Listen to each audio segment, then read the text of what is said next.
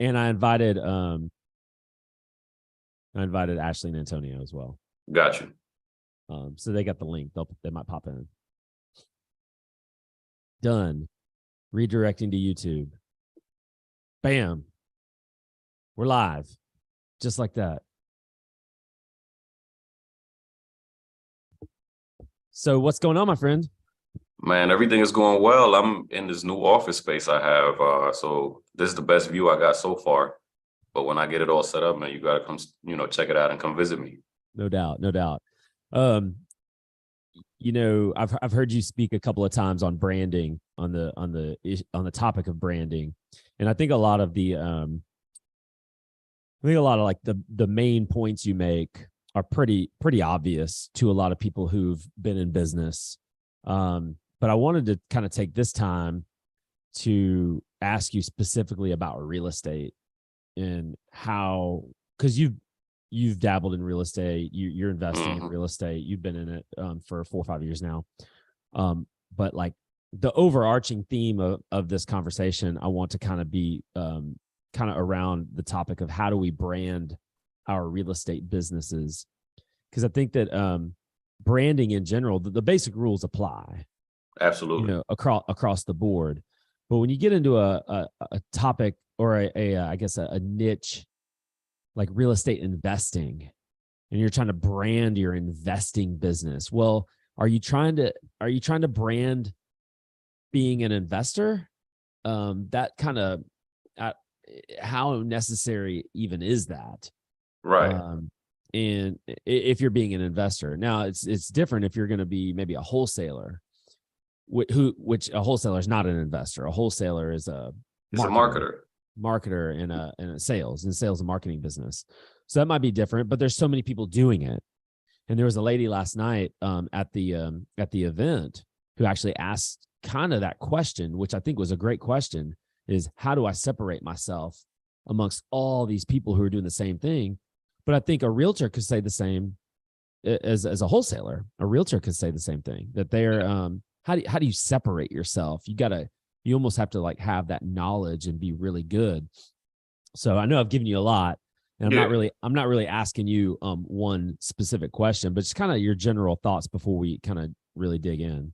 Yeah, and I like to give real world examples, and I'll give you one. He's a good friend of yours, and I gotten to know him. When you hear the term or the words Gregory Dream Homes, that's a brand. Not just, like you have realtors that are dying to work with him. And, when people hear that phrase, even the general public is so familiar with them that they want to buy a Gregory Dream Home. And that's a brand. So remember, he separated himself early on when he started flipping his properties and painted them a certain way, made them look a certain way, to the point where other people started copying him. Yeah. So he carved out a niche, separated himself, and he said, you know what, I'm going to create dream homes. He wasn't just in it to say, I'm going to be a flipper. I'm going to provide the best product possible for a specific type of audience. And when they come in this house, they're going to feel like they're in their dream home. So that's one way you can separate yourself from the pack. I don't know many that have done it as well as he has. Yeah. And that's just a real world example. For sure. And so we're speaking with Gilberto Herrera, branding expert, has become a really good friend of mine over the years, and Ashley and Antonio Denmark, REI Live Birmingham, just joined us. My family.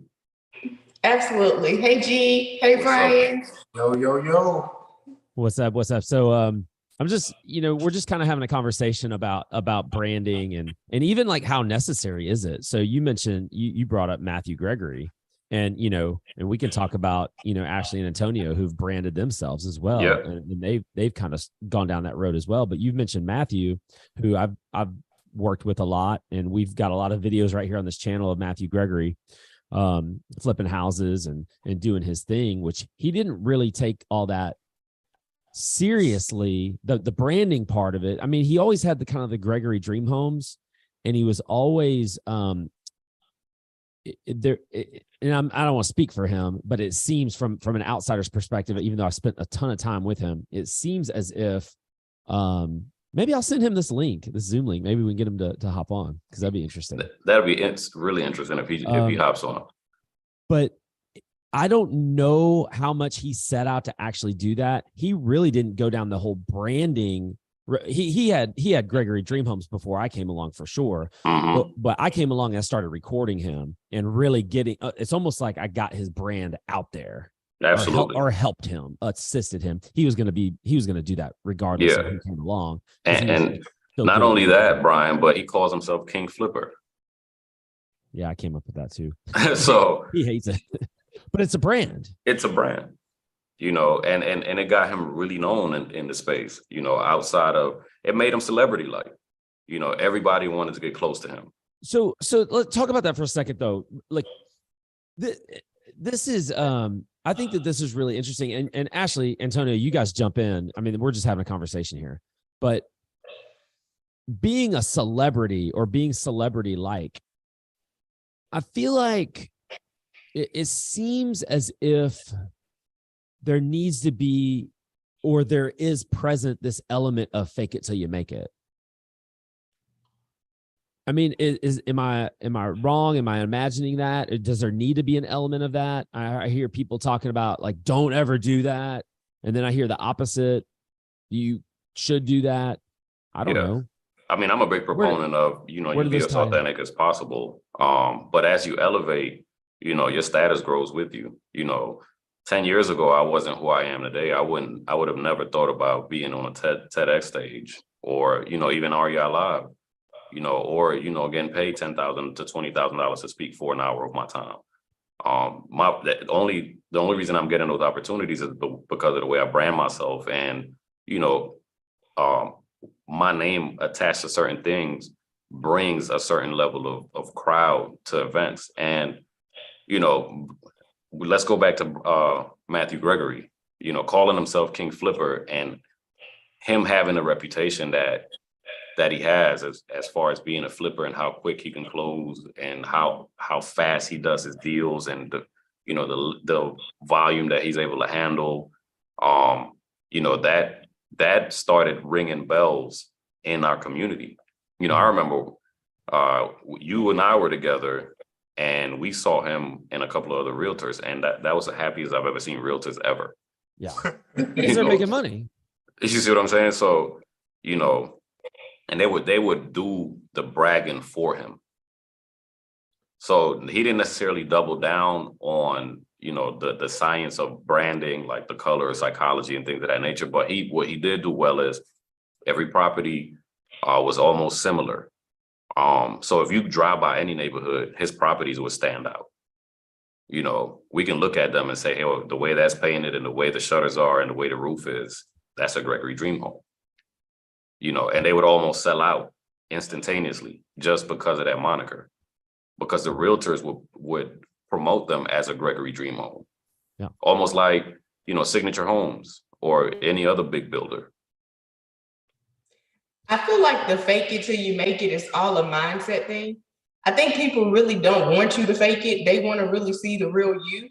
Now, they don't want to see a broke you, but they want to see the real you, how you're interacting, how you maneuver, how you juggle, because they want to feel you. They want to know that you're touchable, you're reachable, and that they can do exactly what you're doing. Even if it's, okay, this is your first flip or this is your second flip, just you being able to flip is enough for someone.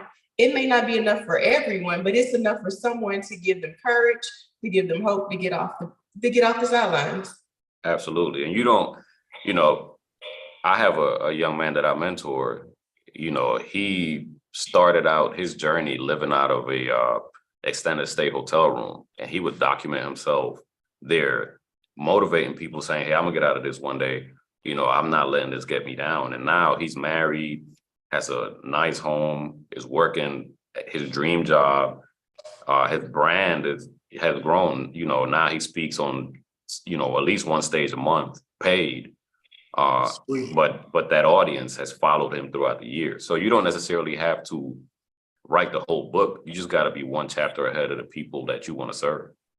Absolutely. Say that one again, G. Yeah, you don't, the whole book doesn't have to be written. You just got to be one chapter ahead of the people you want to serve. Because, they don't know what chapter you're on, but they probably missed the chapter before that.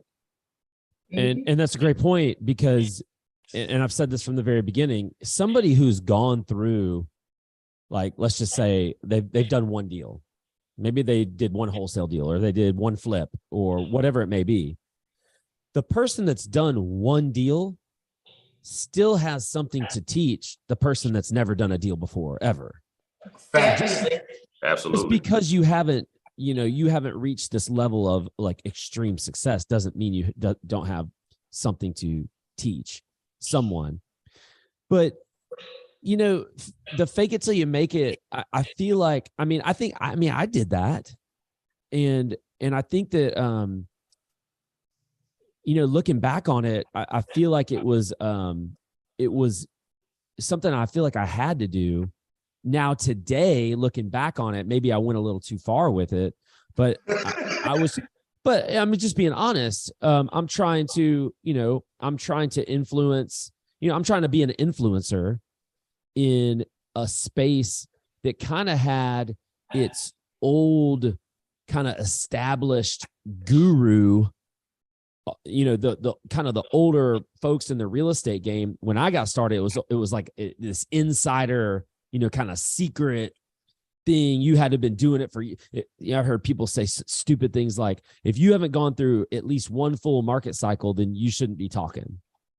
Something like that. Again, I've done deals. I've done, at that point, 250 or so deals. I've got something to teach somebody. So, Agreed. So, but going back, like Gilberto, how'd you get your start? Like you're branding, and you're known as like a branding expert. You're working with enormous brands. How did you actually get going doing that? I mean, because obviously you had to have started with no knowledge. Yeah. So how did you get your start? So my start, I was always in sales in the beginning. So I did B2B sales. I did direct marketing sales. So, for a company or for yourself? For a company. So I was, so if you ever went to Walmart or Best Buy or any retailer, and you saw the guys trying to sell you DirecTV or Cutco knives, I got my start there. Those are strictly commission jobs. You eat what you kill.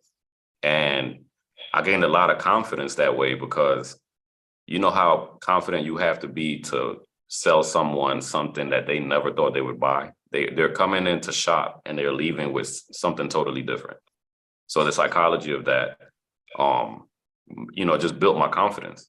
And I made it to the point where I almost had my own office in one of those companies. And that person that was above me, kind of like almost like network marketing, he lost his office. And then I just lost all faith in that system.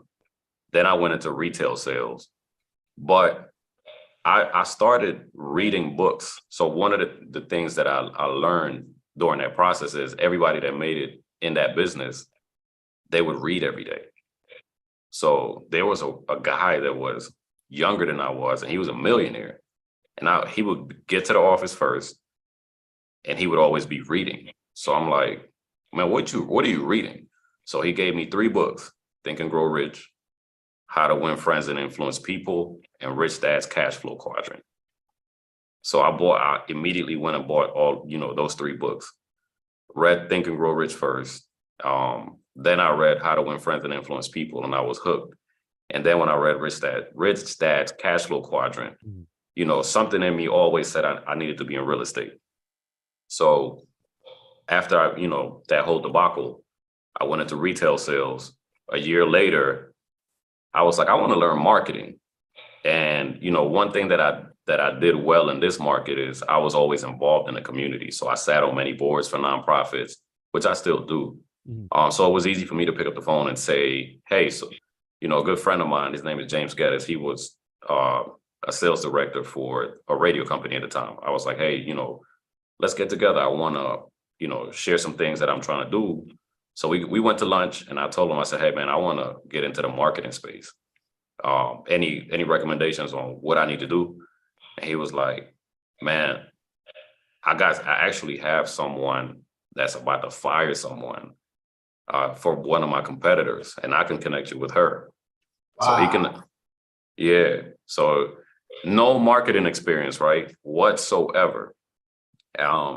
I interviewed with the lady, and it wasn't even really an interview. We were just talking. She was just so surprised that I knew so much about her because I stalked her LinkedIn and I just did as much research as I could on her. And our birthdays are similar. So she was like, you really did your homework. Then they brought me in for like a live, sales presentation. And I killed it. I knew nothing about marketing, but she was like, one thing you did well, you asked for the close. Most people are scared to do that, and you boldly asked for it. So she was like, I can teach you marketing. Don't worry about that. So fast forward, that was at AL.com, Alabama Media Group. Left Alabama Media Group when she left, and we went to the Yellow Pages. Well, the Yellow Pages got bought out by another company, and she called me and she said, hey, I'm leaving. And I said, well, if you're leaving, I'm leaving too. And lo and behold, I'm on Facebook one day and I see this guy by the name of Brian Tripp tearing me up with ads at the time that said, hey, I'm the only real estate investor that knows this local market. Everybody else that comes in, they leave and they don't know the market like I did. So I went to his seminar. Then I went to his 3-day Flip to Fortune, workshop. And I knew I was going to sign up for his program like the first day. I didn't care what the price was. So everybody else had sticker shock. I walked up to Brian and I was like, hey man, I'm ready to do this. So you walked up to me, we were actually like closing people like the next day, but I remember you walked up to me at the end of the second day after I kind of said, what the price was and what it was like to work with me, and then, go home and, we'll see you in the morning. And you walked up to me and you looked me dead in the eye. I'll never forget it. You looked me dead in the eye and said, I'm going to do this. Yeah. I mean, I know I was going to do it the first day because you pretty much gave us everything to the point where if we didn't want to work with you, we can figure it out, but there's nothing like having someone that has done it at a high level, be at your side. Because there were deals that we did, Brian, that there's no way that I would have been able to do by myself. Like that deal in Eastlake. I don't remember the deal in Eastlake. I remember the deal in Hueytown. The tax property in Eastlake. It was like we had to do a quick claim deed and a bunch of other stuff just to get it closed. And you had to call like 4 people that I would have never known existed. I remember that deal in Hueytown we did. It took like a year to close. It was like 10 months. It was a 10-month follow-up. And I was the one that I kept following up and following up and following up and following up. And I remember I was in San Diego when I was talking. She called me. I was in San Diego. I just remember December, it was cold. And I'm on the phone with this lady for like 30 minutes. I finally closed her after, all this time. But those are experiences. You were in there on the appointment. You were a part of the follow-up process. You kind of learned that some of this stuff takes. It's the same. Yeah, it takes months, and it's no different than what I did before when I was selling, $100,000 marketing campaigns to companies. The follow-up process is the same. The one thing that I did learn about you is how transparent you are when you go in there. You literally give them the numbers and say, hey, this is how I make my decisions. I'm not here to take advantage of you. You break it down in such detail. And that's really, I think, what separated you and why you've been able to do so many transactions, and that's what you built your brand around when you go in and you make offers. Because, I mean, that lady had a ton of offers, but she trusted you out of everybody else. So let's talk about this for a second, because I think that, and again, Ashley, you guys jump in. Antonio, I haven't heard from you. Which is par for the course. Come on, man. I'm gonna kind of hit on your question of fake it till you make it. And how did we get started? I was the total opposite. I didn't want nobody to know who I was. I just wanted to do what I had to do to provide for me and my family. But if I wanted to get to the level I wanted to, I knew I had to brand. And that's where Ashley came in with the branding and the marketing and those type of things. But I was the total opposite. I didn't want nobody to know what I did who I was. Tonio was against paying for marketing, doing marketing. He felt like it wasn't worth the return because he couldn't see dollars around it. Yes. It wasn't until I just did it because that's what my degree was in, public relations and marketing. So I just did it because that's what I knew. And then eventually, it was probably like a year, and he was just like, I see it working. I see people are recognizing us. I see people are knowing who we are. Keep doing what you're doing. I'm sorry. And for anybody who don't believe in marketing or advertising or branding, you're going to miss out. You got to take that step. You got to invest in it, and you got to do what you do. Well, let me ask you this, Gilberto, and then you guys can jump into how necessary is it to, because I remember you saying last night at the meeting that you're sitting there talking about, so-and-so doesn't have a logo. So-and-so doesn't have a logo. They don't, like, how important is it for someone who might be newer to a real estate business, say wholesaling or flipping houses? How important is it for you to even start a brand in the beginning or have a brand? I guess we all have a personal brand. We all have something attached to us by default. But how important is it to be intentional about building your brand, so to speak, in the very beginning? Yeah. So when I speak in terms of building a brand, I focus solely on not the pretty looks part. I'm focused solely on, hey, what are you in the marketplace to provide to your customer? What's your unique selling promise to your customer? Because we talk about a proposition. I flip it to a promise, because a promise you're for sure going to deliver on. You're not going to break a promise. So, it's very important in the, especially let's say you're a realtor or a real estate professional. During COVID, how many people became realtors? How many people became real estate professionals? So how are you going to stand out from the pack? Especially when most people are transaction focused, or like you say, just trying to hustle, but if you can tap into that person that you feel like you can serve the best, express their concerns and show them what success looks like with you and show them that you understand that success. But what if I'm brand new though? What if I've never done a deal? I just became a realtor. I just passed let's speak in realtor terms for a second. I just passed the test and I became a realtor. I just got with a broker, and now I got to build a brand. Who's going to come trust me to sell their home? I've never sold a home before. How do I build a brand? Like, do you see what I'm saying? Like, yes. How does the whole fake it till you make it? It's not even fake it till you make it. You can see a hole in the marketplace that you can fill. It's thousands of realtors out here, right? And even if I haven't done a deal yet, I can say, hey, I got into real estate because people just like you told me XYZ. They want a realtor that slowly focuses on, properties in, inner city Birmingham.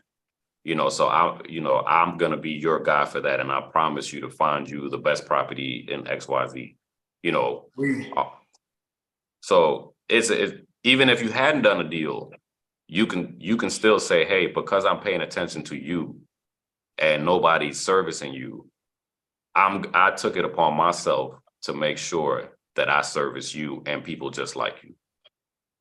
And I want to touch on that. I want to come back to that, but I know you guys got to go. Ashley, Antonio, why don't you got something to add there? Yeah, I would say in my opinion, it's not important to have a logo.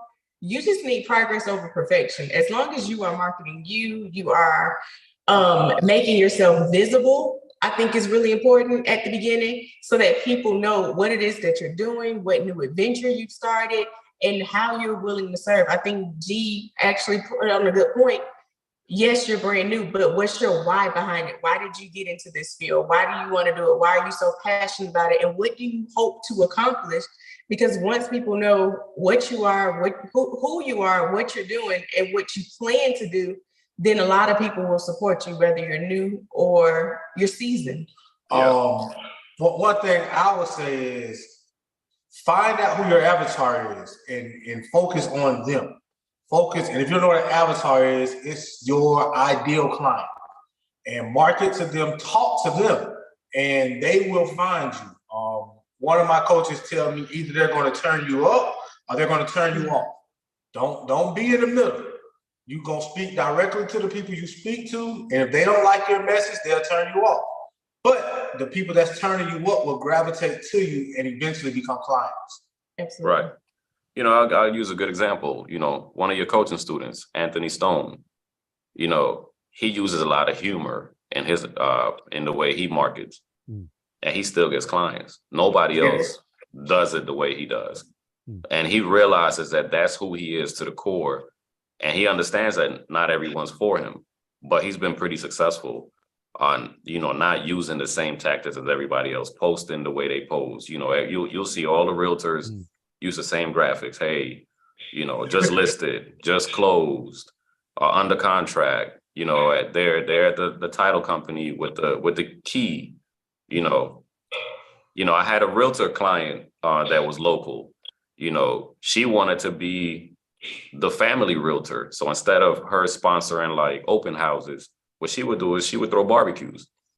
She would sponsor family barbecues, and she would go to these people's houses after they close, sponsor a barbecue in the summertime, and she would get a ton of leads just by being there with their family. Wow. See, sweet.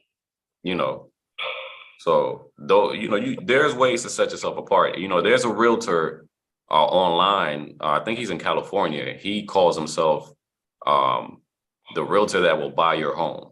So his money back guarantee is, hey, if I can't sell your home within X amount of times, I will personally buy it from you. And he's never had to buy nobody's home. Not in this market.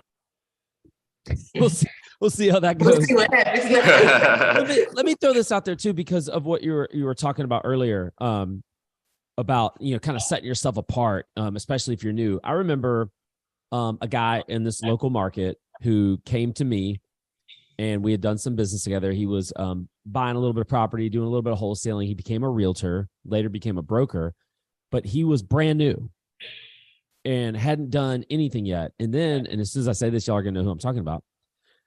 He has a degree in, or he was dabbling in stocks for a long time, and had a job like working in stocks and the data behind it. And he took that knowledge and applied it to real estate. And he was really interested in the data of real estate. And he's brand new. I don't know if he'd even done a deal yet. And he started just collecting data and disseminating data out to the public, and developing these reports, just extrapolating this data that's coming from, all the MLS reports and things. And he's breaking it down, and he's recording videos about it, recording and doing a newsletter about it. And he hadn't even done a deal or hadn't done very many deals. And it took him a few years, but now he's one of the top realtors in Birmingham. He's on fire. And but it goes back to he found what he was really good at and what he was passionate about, and he turned it into almost like a service, a free service that he just offered the public, and people gravitated towards him, especially like buyers, like investors who were looking for property, because he kind of targeted that with his data, targeted investors. Here's kind of investor friendly data, and I'm just going to give this to you. And he ended up building this huge buyers list to where he was able to just start selling property like gangbusters. And so this is a great example of somebody who started at the ground level and just found what he was great at. Gilberto, is that kind of what, if you're new, you need to find something that's, you mentioned what's unique to you. The gentleman who used humor is unique to him. Is that kind of how we need to start, and kind of how we need to build, kind of our brand and who we are? Absolutely. Because I said it yesterday several times. People don't want better. They want different. When you try to be better than, a Brian Tripp, they're going to label you as bitter, or as someone trying to compete, and then they're going to go to Brian Tripp anyway. Instead, you need to focus on, like you said, like that gentleman did. He speaks about no one else. He doesn't tell you anything except, hey, I'm here because I have all this data that can serve you. So everybody's not going to be like him and be that passionate about numbers and data. However, you might be, like you said, you might be passionate about, selling a certain type of home that nobody else has been able to break into. And if you take time to build that out and find out who wants to buy them and how to get access to them, in no time, you'll be successful. Thanks. You guys got anything else? I got a text message that said you guys have to go, but you're welcome to stay as long as you like. We gotta go get the kiddos. Glad y'all are able to join us.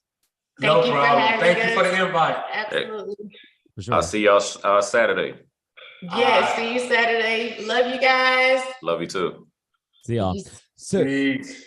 So Gilberto, I want to kind of continue this conversation a little bit. How would you advise somebody who maybe they're not just getting started? Maybe they've already been in the business for a while, and maybe they've become, I don't know, stagnant, or maybe they never took their personal brand seriously. Although I'm of the opinion that we all have a personal brand. It sounds like you would agree with that. We all have our personality becomes our brand. Absolutely. It becomes who we are. So whether you like it or not, everybody kind of has a personal brand, but I guess to be more intentional about it in order to get more customers. And I know this is super, super broad. You don't know the specifics, but how would you begin to start the process of helping someone build their brand so that they can get more business, specifically in the real estate space, whether it's wholesaling, investing, or being a realtor? Man, one common theme that I see, especially when I speak to new realtors, they're so meek and mild mannered. And you and I both know, Brian, when you're presenting and you're trying to attract someone, they buy you, and they buy, your confidence, because, sales is a transfer of energy. So the first thing I always tell them is, hey, why did you get into this? Do you believe in yourself? Yes, I do. Okay, well, you need to start acting like it. And then you need to start figuring out how you're going to show that to your customers. And it starts with, delivering on that promise that you figured, you think about what your promise is. Like I use Nike as an example a lot. They're in the market to bring inspiration and innovation to every athlete in the world. And they do that really well. It just so happens that they sell shoes, clothes, and apparel. So what are you in the market for? So yes, you might be a realtor, you might be an investor, but why did you get into this? There's people that feel just like you, that you're going to attract and build, like you said, Brian, building a personal brand. As you start doing deals, people will come to you if they see the success and start asking you to teach them, just like they did with you. And that can be another stream of income. You might start getting on stages. You might create affiliates for other companies. There are other opportunities that come about outside of just your scope of work. For sure.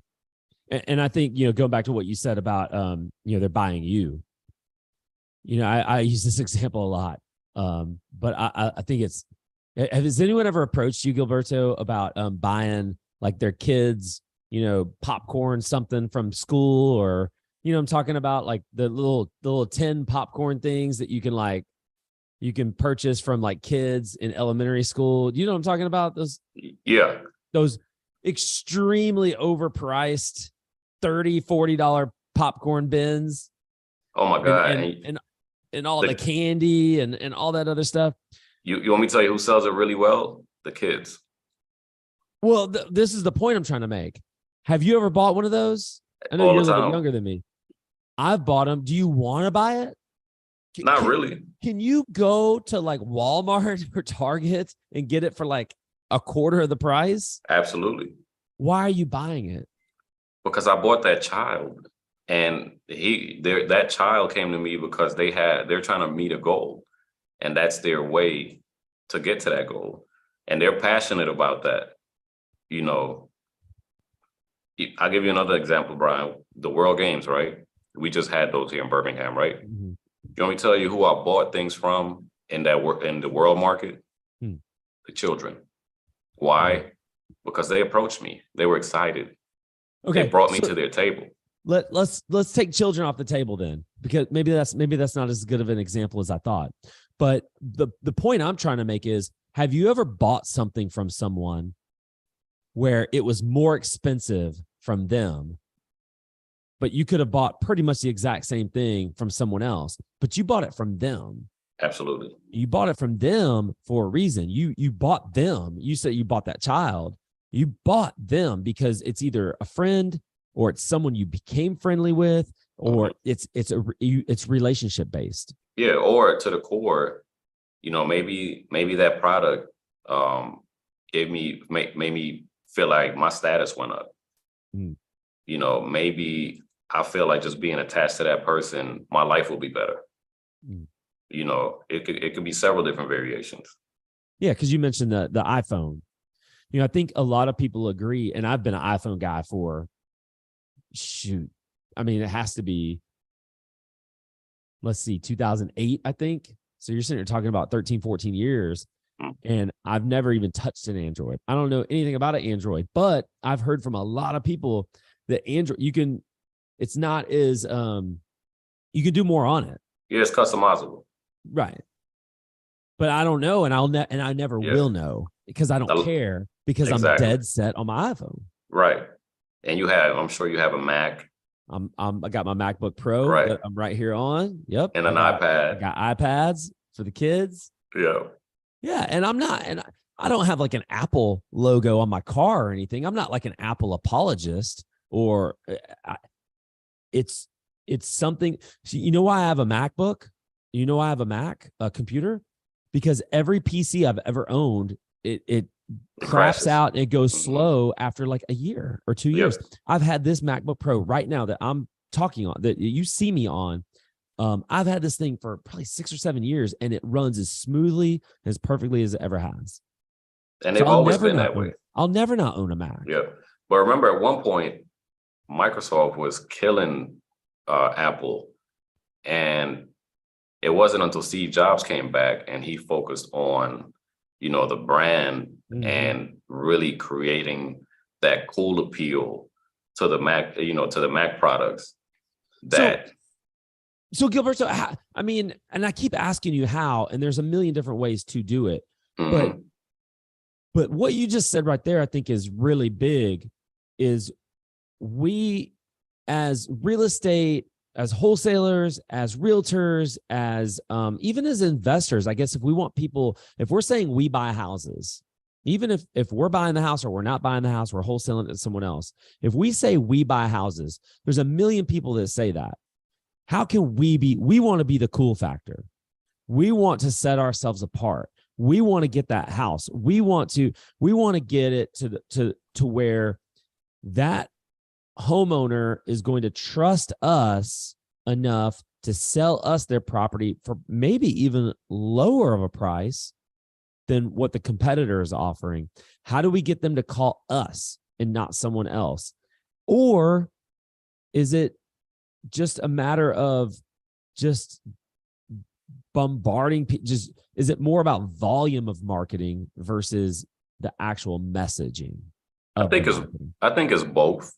The more people you can reach, the greater your chances always. However, Brian, everybody sends out yellow postcards, right? And they almost all say the same thing, right? But what if someone sent a pretty nice envelope, and instead of just that postcard, they probably had a QR code to a video that was customized to that family that said, hey, and then you're actually getting to see that person, hey, I don't know if you're in the market for this, but I don't know if right now the market is doing X, Y, Z. And the reason I'm reaching out to you about your home is because, us working together can help you achieve one or two things. I don't know your situation. However, if you got equity in your home, I can make you an offer for cash, or you might want to get out of that mortgage and do like a lot of people are doing, take that money, stack on it, rent for a little while, and go out and live your dreams. If you are one of those two people, I would love to have a conversation with you. You know, I mean, and that's just something I came up with on the fly, but that's a way to separate yourself from the pack. No, and you're right though. I mean, about the yellow postcards. The reason people send yellow postcards is because you can send them for 25 and 30 cents. Right. You know, but what's happening to most of them as you know, consumers become smarter. As soon as they see them, they're probably going in the trash now. Unless you hadn't gotten them before. Yeah, QR code is smart. I don't know that anybody's even doing that. And QR codes have become more and more. I think probably with COVID, I don't know that I've ever really used a QR code for like personally, but when COVID was going on and we went to a restaurant, it was really weird the first few times. Oh, I gotta do a QR code to get to see the menu. What? Right. And I don't even know if I've ever even used a QR. How do I even do it? Oh, I just point my camera at the thing and it pops up, and I just click the link. Okay. Yeah. And you know, maybe become a little bit more mainstream now. Yeah, and you know, maybe it's not a postcard. Maybe you send an envelope and it's like my gift to you.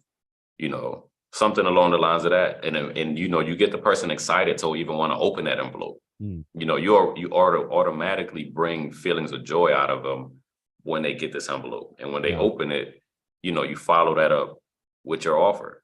Yeah. And you're actually bringing up a really interesting dynamic here that I don't know that you talked about last night, but maybe we just touch on for a second, because now we're kind of shifting over into marketing. You know, we've been talking about branding, and those are two completely different things. You want to touch on that for a second? Absolutely. And, you know, marketing and branding, you know, kind of go hand in hand, because your branding allows you to, you know, once you have your messaging, you carry that into your marketing, and you market, you know, your marketing has to be uniform across all your platforms. And if you're not clear on where you are and where you want to go and who you serve and how you service them, then it's not going to be, your marketing is not going to be effective. You know, because think about it like this, Brian. So let's talk about wholesalers and realtors. You know, we see the same post every single time. They get diluted. You know, I got this house. You know, they may have paid a photographer to do a nice, beautiful photo shoot. But at some point, you know, those get redundant. But if you change your messaging and you change the way you attract, you know, that potential buyer or that potential partner, you know, what are investors looking for now? You know, what's something that, if you're a wholesaler, you know, your goal is to build a buyer's list, right? You know, and all of us have done it. Hey, what's your buying criteria? Can I add you to my list? You know, but what if we take it a step further and figure out a way to add more value to that company as a wholesaler, you know, and be an extension of their business, not just a wholesaler? You know, those are some of the ways you can market effectively, stand out, and let your brand shine through your marketing. For sure. Gilberto, how is the market shifting going to affect branding and branding myself, or is it? I mean, it's going to be, I will tell you this, Brian, the ones that have been doing it for a while, that understood it and are successful and are not just trying to sell you a house or, you know, promote their product, and actually focus on engaging you consistently and frequently, and bring feelings of, you know, joy to you that make you feel confident.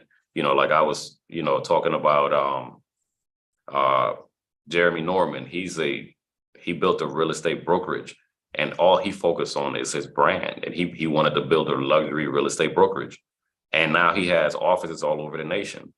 And when I had a conversation with him, he said, man, listen, just like you did, I just focused on building a brand, and I attracted attractive and high quality candidates. And when I attracted them, I also gave them the best split that they could ever have, you know? So if you look at all his imaging and everything that he does, a lot of realtors want to see themselves as this luxury realtor, and he's teaching them how to do that. You know, he's got celebrity clients, he's got, you know, athletes that are his clients, and he takes them with him on their private jets and in their Lamborghinis. You know, he gives them access to all this stuff. He funnels them deals when they get started. So he automatically keeps them and makes them advocates of what he does. It seems like this, a lot of the examples that you've mentioned and even I've brought up, it seems like this whole thing about branding when it comes to real estate and probably just in general, it takes time. It does. It's hard for it to happen overnight. Are there any things we can do to maybe fast forward some of the effects of branding? I would say, man, treat it like that girl that you're trying to date. You know, in the beginning, especially if she has no idea who you are. You know, in the beginning, you got to get her to open up to you. You know, and you do that by understanding her and showing her that you can be the person that can lead her to what she wants. You know, business is the same way, you know, especially in branding and marketing. You got to brand yourself as someone that your customer sees success with. And, you know, when you market, you got to speak to them in a way that they understand you and they can hear you put all their concerns to bed. You know, you're a great copywriter, Brian, so you understand that really well. It seems like, well, first of all, again, going back, we all have a brand, you know, we've all have a voice, I should say, that some people equate as being a brand, possibly. But this whole thing about branding, like having a personal brand when it comes to a specific industry or niche of an industry, it just takes a lot. You mentioned Gregory Dream Homes. You mentioned Matthew Gregory. I mean, that guy's been doing it for 24 years, 25 years. And so, you think about these things, and I've been doing REI Live now for, I rebranded. It started out as the Alabama Real Estate Investor. So we were Alaria. Right. And until 2018. And then, so starting in 2018, we rebranded to REI Live, Real Estate Investing Live. And it was just through, I guess, consistency, patience and consistency, and just repeating and just keep putting it out there and putting it out there and putting it out there. And come to our events and come to our, or listen to the podcast, watch the YouTube videos, and then my personal voice of just posting content, Instagram. And giving value, not just posting content, because you share a ton of value. Yeah. They can go to your YouTube. They can go to your YouTube channel right now and learn how to do anything related to wholesaling. They can learn how to buy a house for $1. Yeah, on our YouTube channel right now, you can literally learn pretty much all aspects of real estate. There's some video for it, for sure, given value. But it's just like this. You have to have this level of consistency, and it does work over time. It does work. I'm just wondering if there's any things we can do to fast forward, the benefits of branding ourselves. Obviously, we could maybe do a massive marketing campaign, which would probably cost a lot of money. Right. But I'm just trying to think of things like go on other people's podcasts that can kind of fast forward, some of what we're trying to do, that collaborate, go on someone else's podcast, but collaborate, create a piece of content with someone else. Are there any other things that I'm just thinking off the top of my head that maybe you're thinking of that I'm not, that we could just try to fast forward some of the branding that we're looking to do? Figure out a way to, to bring your customer to you, become a magnet. So, so for instance, you're a real estate investor, right? You started out investing, but then you got into the education space. So REI Live was created to give free value to a ton of people at one time. That made you more visible. That allowed for you to scale your personal brand a lot quicker, and it gave people trust. So if you're a realtor or maybe a beginning or aspiring real estate investor, like you said, maybe it's not an REI Live, but you can create spaces where you can bring people together that are a chapter behind you and give them value.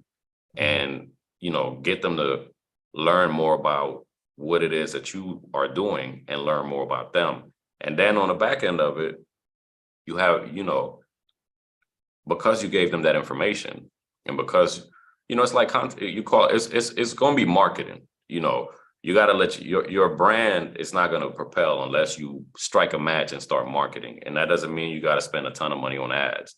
However, you do have to be visible. Maybe it's not necessarily, going on, creating an event that you got to pay for, but however, you can go serve somewhere. There are nonprofits that have HUD certified housing counselors that do housing seminars every month. And so what could we do? We could be a part of that, and we can absolutely. You can go there. They have 50 to 100 people that come through, their doors every month that are looking to either purchase a home or learn any aspect of real estate. And they have to do it. That's just one ace up your sleeve. There are tons of organizations that do that. And realtors take advantage of this all the time, the good ones anyway. They wake up on a Saturday, they spend a half a day with a nonprofit teaching them about the home buying process. And then on the back end, they get them in their CRM and they follow up consistently. And when it's time for them to buy, they get the deal because they built that relationship and they nurtured it. And they were the first ones to get in front of them and give them value. And it wasn't just, hey, here, I'm a realtor and, here are the 20 houses that I got listed right now. Yeah, there's no doubt. And going back to the conversation about if you're brand new, I loved hearing your story because, obviously we all start not knowing anything about whatever it is we're trying to learn. Yeah. You kind of grew up in the industry of branding and marketing and got your feet wet and had a job doing this and a job doing this. Yeah. And then you started reading books, getting around other people who are doing it, educating yourself. And Absolutely. so the person who's brand new to wholesaling, being a realtor, whatever it might be, whatever your real estate niche might be, keep educating yourself, because now the more you educate yourself and the more experience you get, start applying some of that education. Now you've got real world experience that you can actually, again, you've done one deal or you've done one thing, you have something to teach someone. Absolutely. So now you can go and make yourself even more visible or visible to begin with by I went and spoke at the bar at the Birmingham Association of Realtors. When I went and spoke at the bar, I was a realtor, but I never was actually, I never actually did realtor type of things, I guess, so to speak. I was an investor. That's why I had my license. But when I went to the bar and started speaking at the Birmingham Association of Realtors, all these realtors wanted to do business with me. Why? Because I'm at the front of the room. I got the microphone. Absolutely. I've got automatic authority. Absolutely. Having a podcast, being on this medium right here on YouTube, I have authority just by default. So anybody could do that. You could definitely do that. Absolutely. And same here. Actually, man, what made me want to get into branding is, I was running ads on Google for a hotel chain, and they sent me like a 30-page document that they call their brand standards. Their logos had to be a certain way. We couldn't use them a certain way. The fonts had to look a certain way. They had to be placed a certain place. And then I started paying attention, and I'm like, man, every big company does it. So when I got out of that game, and people and small businesses started coming to me, I would notice when they run ads or they do different things, everything was all over the place. So, and I'm like, hey man, why did you create, ads that look two different ways? Are you do you have two different offers? Or, is it two different companies? They're like, nah, this is what I felt like doing, at the time. Or I use this template from, so-and-so for this one, and I use another template. I'm like, are you A/B testing? I don't even know what that is.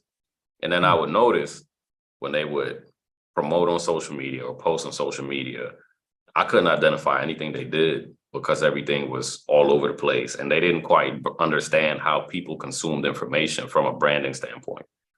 So that's what made me take it upon myself to start teaching people that and go down a rabbit hole and learn more about it.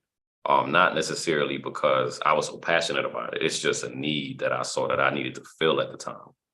And that's interesting too, because how many people are watching this or listening to this who there's an obvious need in the marketplace. They've identified that need, but they might be saying to themselves, well, that couldn't be me.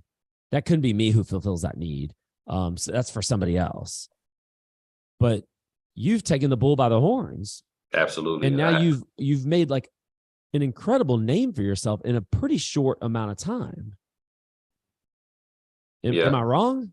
Well, like you said, it took 10 years to be an overnight celebrity, but once it's like the compound effect, right? Once you start seeing success, it just goes like this. But in the beginning, it's gonna, flatline, and it might go up a little bit. But once you really start getting traction, it's just one thing after another, and before you know it, you're gonna look up and be like, man, this is bigger than I expected it to be. So let's talk about that for a second too, because I think you got maybe 15 or 20 more minutes, but let's talk about that. Your kind of rise, where you said 10 years, yeah, you'd been doing all the work. You've been behind the scenes, even getting clients, here and there. I don't know, maybe not here or there, but you've been getting clients. You've been learning, and then you've been taking what you've learned and you started applying it. And you started getting noticed. But the whole time, because I'm watching you, because I've known you for what? It's been over 5 years now. Mm-hmm. And I've watched you. I watch your social media posts. I watch what it is you post, the engagement you get. And it's like, why is he getting this engagement? Because he asked this intriguing question. Is this question a different way? And you've been doing that for a pretty long period of time now, but just kind of slowly over time, your following has grown tremendously. People found you. They want to work with you. You got on a TEDx stage. All this stuff kind of happened just by you putting yourself out there. Absolutely. Am I missing something? Yeah, it's also how I put myself out there. Okay, talk about that. I'd rather be wearing a t-shirt and a suit, and jeans, but I know I still like to go in corporate buildings and get contracts from them so that I can service small businesses at no cost. And I know for a fact what they want to see, so I understand my customer base, and I understand how to still remain myself, even through, my brand. So I dress like this, but I'm still me to the core, and I don't try to, overemphasize the way I speak. I don't try to be someone I'm not, and try to pretend like I'm Mr. Bentley.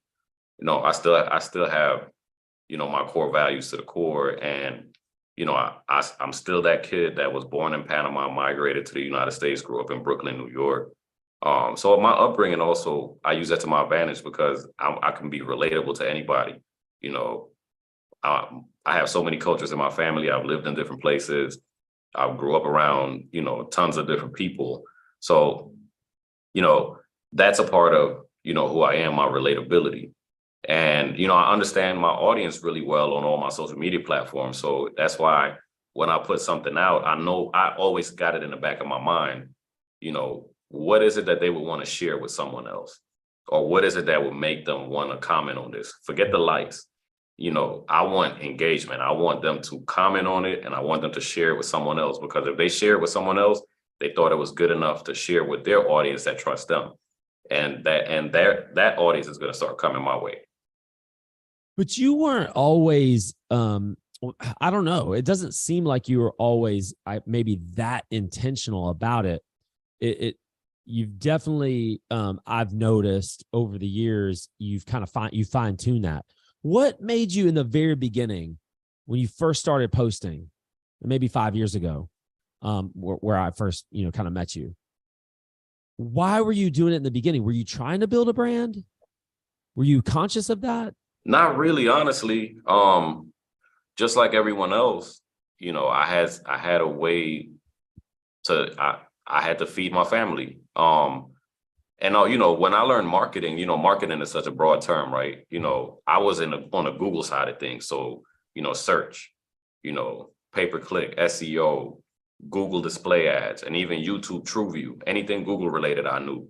I wasn't too abreast on social media ads and, how to get someone, to respond to a lead magnet and get them off and get them into your funnel and things of that nature. So that was fairly new to me. Honestly, it wasn't until I got around you and I learned a lot about, social media through how you were doing things. And then I started applying some of that. And you and I even had some conversations like, hey, structure your post this way, don't say this, or when you respond this way. That's how you're going to get a lot of engagement. So you helped me a lot in that area as well. But why? Why is the engagement important? Especially when you're asking intriguing questions, thoughtful questions that hopefully will provide thoughtful answers. And you're getting a lot of comments. Why is that important? What are you doing with that? I'm building a community, so 9 times out of 10, when I'm asking an intriguing question, it's so that I can spark conversation outside of social media with that person that responded to what I'm saying. So give you an example. Let's say I have a seminar coming up, right? I'm not going to give you the link to the seminar on Facebook because I know for a fact if I put it on my page, if I put it directly on a post, it's going to strike my engagement down immediately because I'm trying to get you off of the platform. So I would ask a question, something along the lines of, if you want to learn real estate investment from some of the top investors and you're free this Saturday, let me know. I got a huge opportunity for you. That person automatically is going to say, I'm interested. So what I would do then is I would have my team follow up in their inbox and say, hey, we have an event coming up this Saturday. Here's the link. If you can make it, let me know. And that starts the conversation. And then I would say, hey, do you mind if I send you other things that I may deem valuable to you?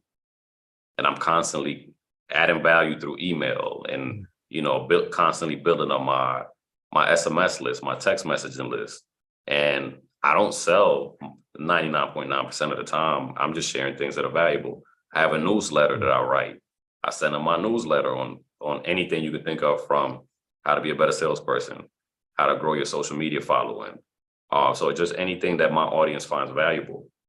So that way, when I do have an offer, because I've given them so much value, at least they'll look at it.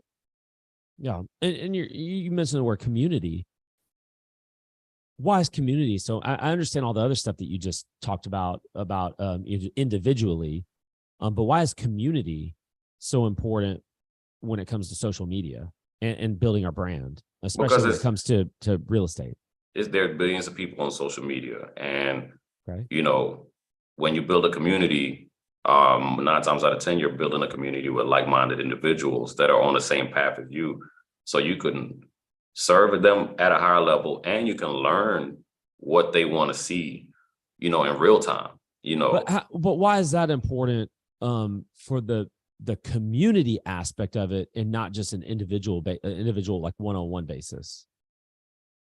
Oh, because if I create a community of individuals that are on the same path, so for instance, let's say a mastermind, right?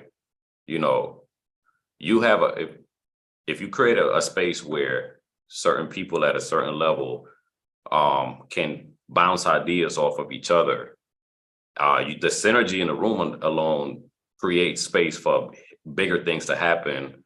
And it's something that I put together.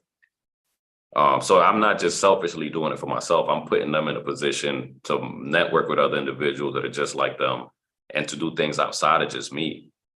It just so happened that I was the one that created the space. Which means you're going to be thought more highly of, and people are going to see you as an authority figure. I'm trying absolutely to connect the dots. Absolutely. So for instance, with you, right? when you would have certain masterminds, you with some of your top clients, every quarter you would bring in some of the top investors to pick apart our business and help us fine tune what we're doing. I mean, you had people in there that were some of the top investors. I don't know if you want us to name drop, but we got massive value out of it. And the fact that you got access to these people that are doing such great things made you more credible in our eyes, and made us trust you more because, that was just an added value to your coaching program. Just being able to have access to the Matthew Gregory's of the world. I know we mentioned his name before. I got his personal number because of me being in your program and him being a part of your masterminds. Man, the property walkthroughs we did with him, just getting to see that, that community is huge. Even right now, the private members group in REI Live, there's deals done there. There's so much that happens on the back end that's powered just by you setting that up. Yeah, there's power in it for the person who set it up. Absolutely. You're looked at as an authority figure. I love using that word because that's the word you use. Branding, I use authority, and it's really kind of means the same thing in my eyes, because I'm trying to think of all the different ways I can be the authority figure. I want to be the person at the front of the room. I want to be the person with the microphone on the podcast stage, the videos. I want to be the person in front of the camera. I want to be the person who connected you to somebody else, because now I'm seen as, anytime I need something, I'm going to go to Brian because he seems to have all the answers and he has all the connections.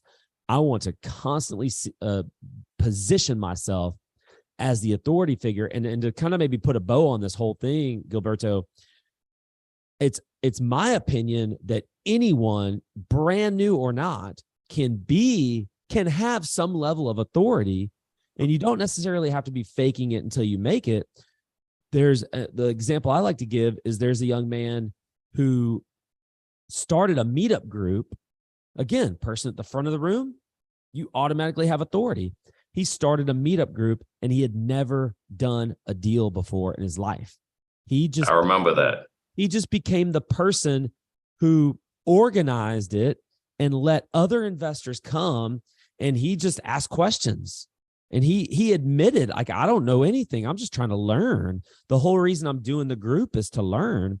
He ended up becoming an authority figure, ended up becoming one of the top wholesalers. It took him a few years to get there.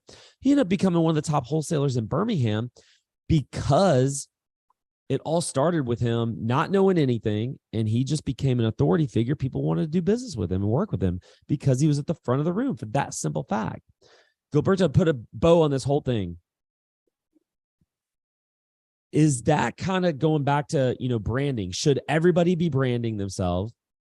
Should everybody be taking this seriously, even in maybe the economic climate that we might be headed towards? Should everybody be doing this? And we're realtors, or we're wholesalers, or we're real estate investors. Should everybody be doing this? And if so, what's the quickest way to fast forward our success? I think that's the big idea here. All right. So the quickest way to fast forward your success is education, number one.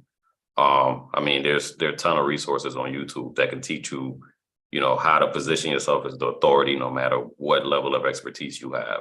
Number two, just like you mentioned earlier, that guy, he never done a deal, but he was intrigued. So he created a space for other investors to come in.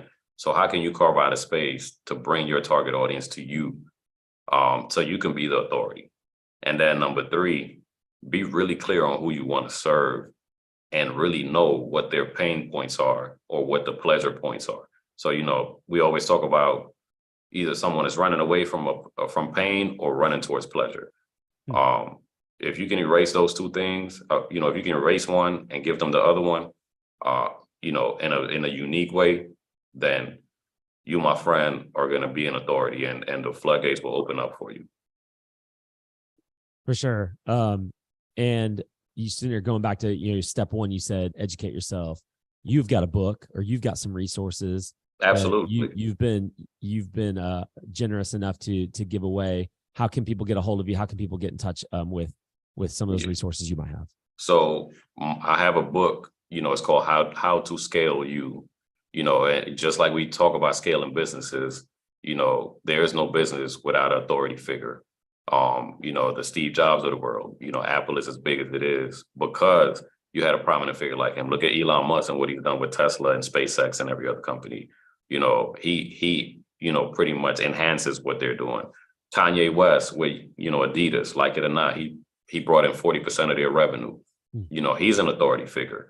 So I have an ebook that I'm giving away for free right now that gives you the step-by-step blueprint on how to do that. And if you go to howtoscaleyou.com, I don't know if you want to put it in the link, I'll send you the link. Yeah, no, I'm going to put it in the description. Yep. So if you go to howtoscaleyou.com, you'll be able to grab it there. How to scale YOU? Yep. howtoscaleyou.com. Guys, go there. Get the free ebook if you've been interested in anything Gilbertus had to say today. Man, I appreciate you, brother. I appreciate you, man. Thank you for having me. And I look forward to, seeing you more, man. You've added a lot of value to me and a lot of value to others. And, I know you don't like to get your flowers, man, but I like to